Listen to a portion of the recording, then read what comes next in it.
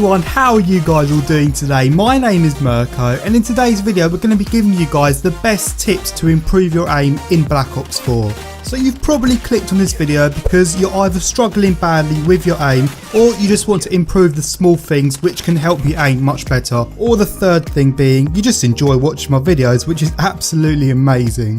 So what I want you guys to do right now whilst watching this video is go into your settings, make sure you've got aim assist, target assist, all of them things turned on, and just double check that you've definitely got them ones turned on, because if not then that's probably why your aim is really off. And it's automatically turned on for everyone, so unless you've turned it off then I'm pretty certain that everyone has it turned on. So we're going to split this into 3 parts, and we're going to start off with the beginning, and this is your approach. Now something that doesn't get spoken about much, or something that people don't really pay attention to, is the crosshairs when playing Black Ops 4. Now the crosshairs are actually a vital part of your aim. The crosshairs are actually the first step to improving your aim. So when navigating around the map, you want to have your crosshairs lined up to the important hotspots on the map. So for example, if you're running towards a doorway, then always have your crosshairs just aiming towards the doorway. So if an enemy does pop out, you pretty much just need to aim in and then you're locked on. You want to make sure that your crosshairs are always lined up with your opponents before aiming in, because that is a crucial part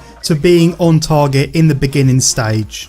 Now you're probably thinking, what if there's someone to the side of my screens? How do I line up my shot in that sort of situation? This is where your sensitivity comes into play, and a lot of you probably guessed that I was going to talk about sensitivity because this is a vital part to your aim. So just an example, if there is an enemy on the left side of your screen and you go in to aim and shoot the enemy, if your gun drifts over to the left past the enemy a little bit, and you notice this quite often, then I'll suggest lowering your sensitivity, because that means it's a bit too high. And on the opposite side, if there's someone on the left and you aim in but your first initial bullets don't actually reach the enemy and they're on the right side, and this happens often, then I'll suggest trying to increase it until you find that perfect point. So that beginning stage is done. You have now got your sights locked onto the enemy, and how do you maintain that aim to then finish off the enemy? Now a lot of people, including myself in the past, do the same mistake where we're looking at the iron sights or the reflex sight, whatever you've got on,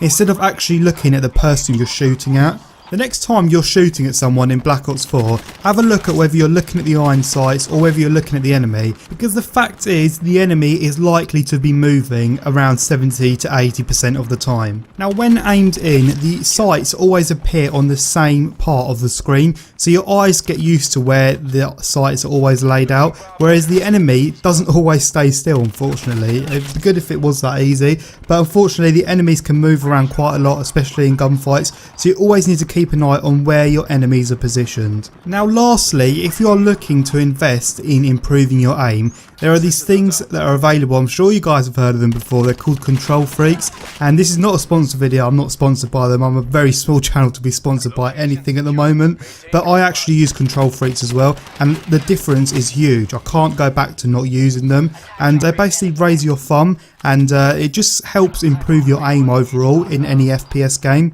I'll leave the link in the descriptions to the ones that I'm using. These are quite popular ones, and it's definitely worth taking a look at. So I'm going to wrap this video up here. If you guys did enjoy this video, don't forget to drop a like down below, and if you're new then be sure to subscribe to stay up to date with my latest Call of Duty tips and news videos, various videos on the channel. Thank you guys very much for watching. Enjoy the rest of your day, and I'll catch all of you guys out in another video.